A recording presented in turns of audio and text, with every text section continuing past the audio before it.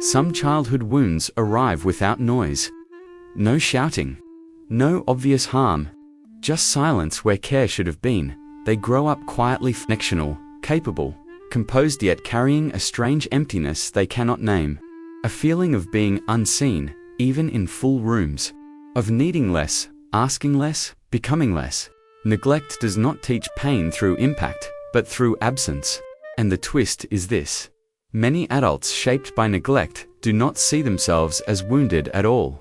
They see themselves as independent, strong, low-maintenance. But by the end of this film, that quiet strength may reveal a deeper story, one that finally has language. Recognition does not arrive like a memory. It arrives like a feeling that has always been there. A soft, persistent sense that closeness feels unfamiliar. That needing others feels vaguely wrong.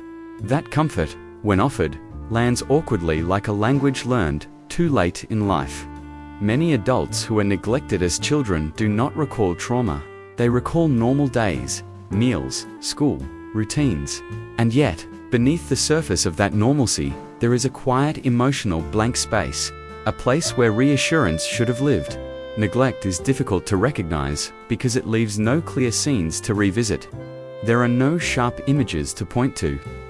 No moments that clearly say, this is where it went wrong. Instead, recognition begins in adulthood through contrast, through watching others receive care through noticing how some people rest inside relationships, while others remain alert, even when loved. Often, the realization comes with confusion. Nothing bad happened, they tell themselves. So why does closeness feel so exhausting? Emotional neglect teaches a child something without ever saying it aloud, that emotions are not meant to be shared. That needs should stay small.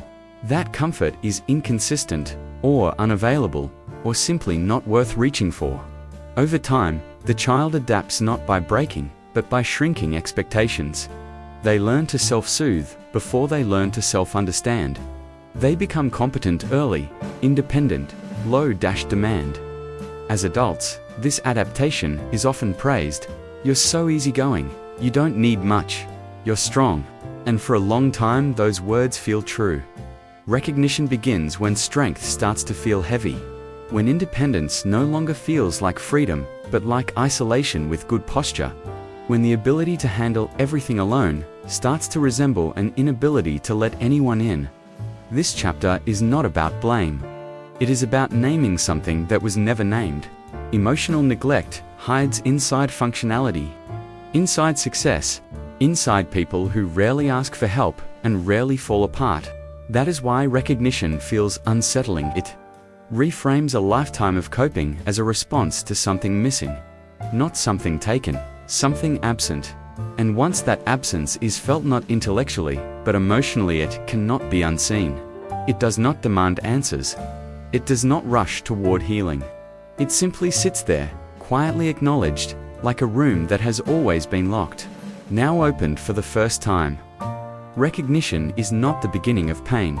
It is the beginning of truth. Emotional neglect rarely begins with malice. More often, it begins with exhaustion.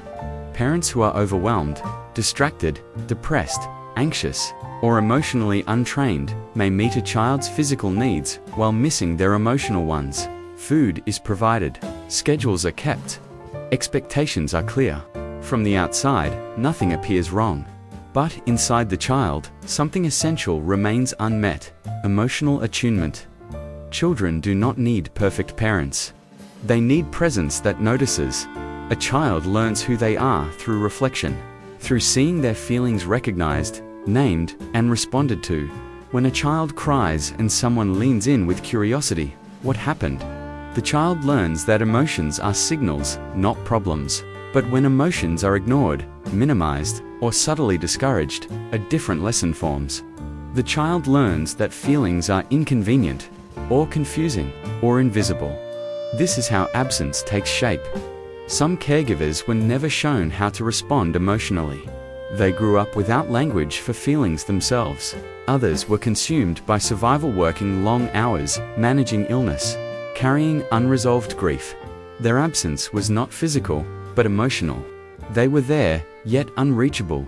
And children are remarkably adaptive. They stop showing sadness when it goes unnoticed. They stop expressing joy when it is met with indifference. They stop asking for comfort when it rarely arrives. Over time, the child learns to turn inward, to regulate alone, to become self-contained. This is not a failure of attachment, it is an intelligent response to an environment that cannot meet emotional needs consistently. Neglect often passes through generations this way, not through abuse, but through silence, through parents who provided what they could, but not what they never received themselves. The absence becomes inherited, not taught, but absorbed. This is why many adults feel conflicted when they begin recognizing neglect.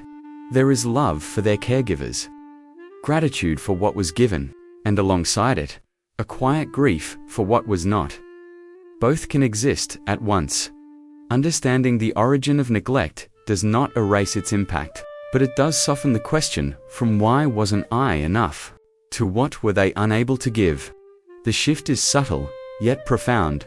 It moves the weight away from the child's worth and toward the limitations of the environment. Neglect is not about being unwanted. It is about being emotionally unseen, and that unseen space becomes the foundation upon which the rest of the psyche quietly builds itself.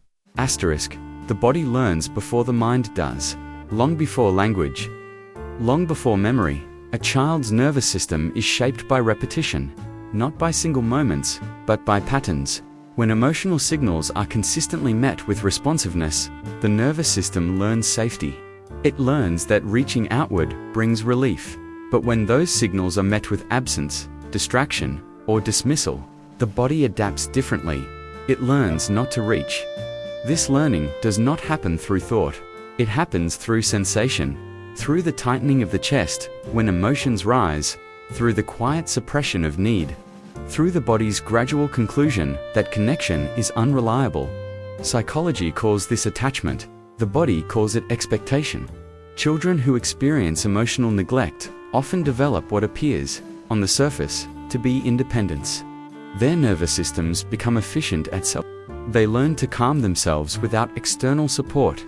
They become observant, controlled, contained. But beneath this, efficiency is a system that learned to minimize emotional expression to maintain stability.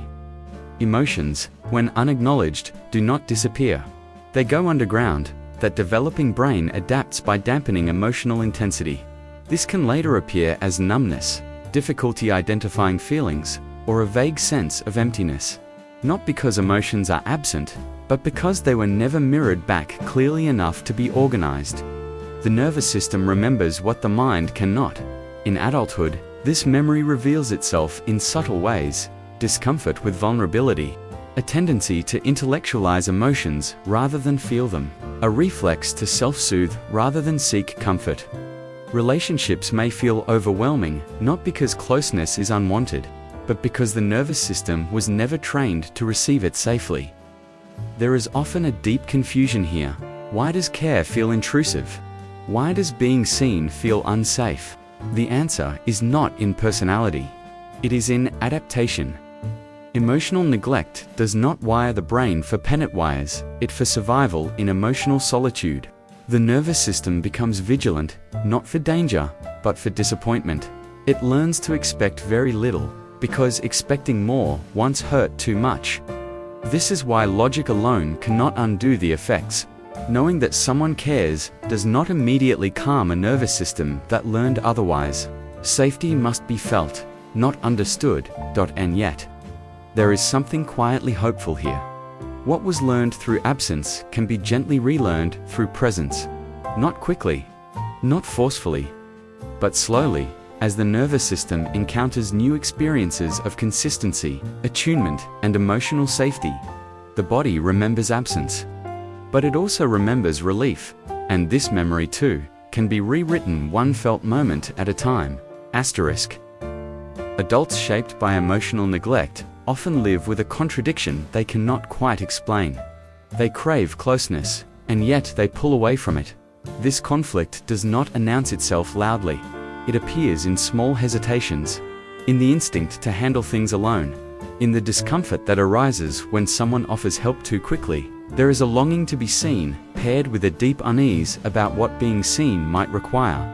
The child who learned not to need becomes the adult who struggles to want. Hyperindependence is not confidence, it is caution. It is the nervous system's way of saying, depending on others once felt unsafe. Not because harm occurred, but because support was inconsistent, unpredictable, or emotionally unavailable. The child learned that relying on themselves was the most reliable option. Over time, this self-reliance hardened into identity. I'm fine, I don't need much, I've got it. These phrases become shields, not against others, but against disappointment. Inside, there is often a quiet belief that needs are burdensome, that asking for care risks rejection, awkwardness, or emotional exposure without guarantee. So needs are minimized before they can be felt fully. Emotions are filtered. Vulnerability is measured carefully, if allowed at all. This creates distance. In relationships, not because intimacy is unwanted, but because it feels unfamiliar. Closeness activates old uncertainty. The body braces, waiting for the moment when emotional presence fades. The conflict deepens in moments of stress. During burnout, grief, or relational strain, the urge to withdraw intensifies. Not out of coldness, but out of habit.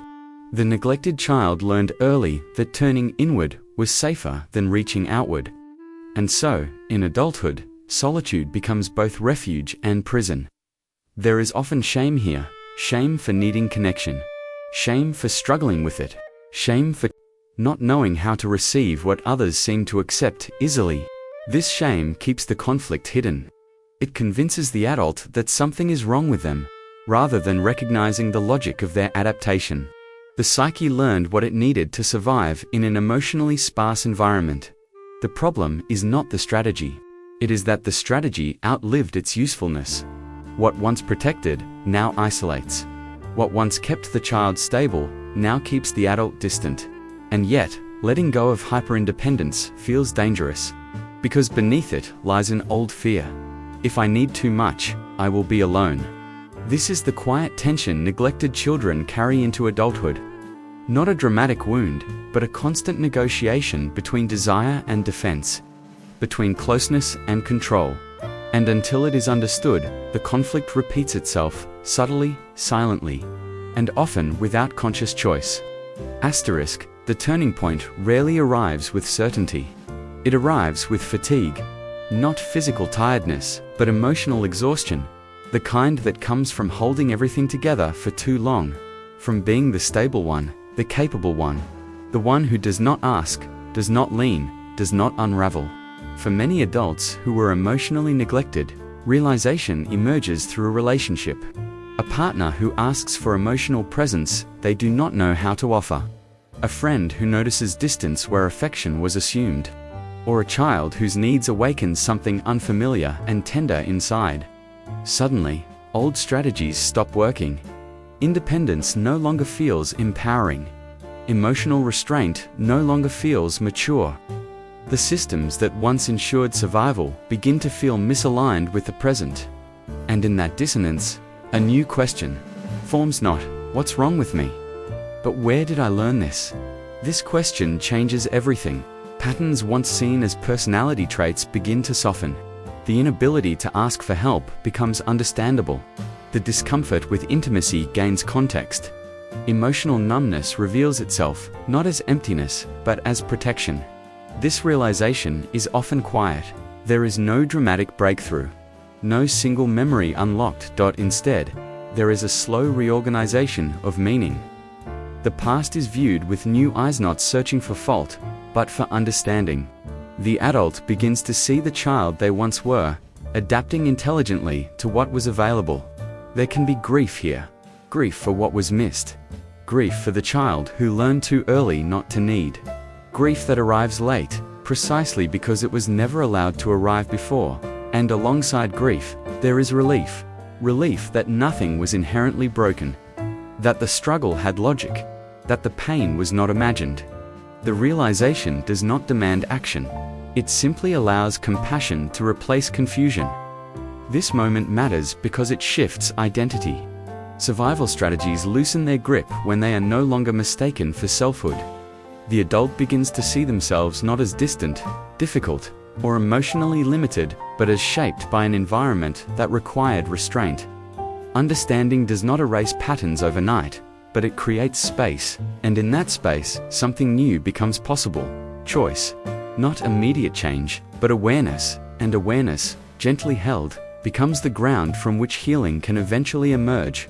Asterisk, healing from emotional neglect does not look like becoming someone new. It looks like allowing something old to surface. For adults who learned early to self-contain, receiving care can feel more threatening than giving it. Offering support feels familiar. Being needed feels safe. But being the one who receives, who rests, who asks, who leans can activate deep discomfort. The body tightens. The mind searches for escape. Not because care is unwanted, but because it was once unreliable. Learning to receive is not an act of will. It is an act of tolerance.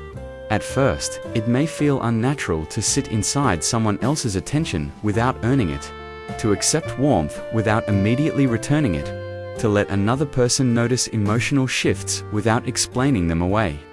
These moments are small, often invisible to others, but internally significant. Healing unfolds through exposure to safety, not through instruction. Gradually, emotions that were once muted begin to gain texture. Sadness becomes recognizable rather than vague. Joy feels less fleeting. Anger, once suppressed, reveals its protective edge. This is not emotional overwhelm, it is emotional clarification. The nervous system, once trained to expect absence, begins to register consistency. Not perfection, just reliability. Care that does not disappear when emotions appear. Presence that remains steady without demanding performance. There is often fear here. Fear of needing too much. Fear of being disappointed. Fear of discovering how much was missed. And yet, the body learns at its own pace. It tests. It retreats. It returns. Healing is not linear because safety was not learned linearly. It arrives in moments, being believed, being comforted, being met without dismissal. This process does not erase independence. It softens it. Self-reliance becomes a choice rather than a reflex. Solitude becomes restorative rather than compulsory. Relationships become spaces of mutual presence rather than careful distance. Importantly, healing does not require reinterpreting the past as cruel. It requires acknowledging its impact. Caregivers may have done their best. That truth can coexist with the truth of unmet needs. Integration means holding both without denial. What emerges is not vulnerability as exposure, but vulnerability as capacity. The capacity to feel without collapse, to connect without losing oneself, to receive without shame. Healing, in this sense, is quiet. It does not announce itself. It simply allows more life to be felt.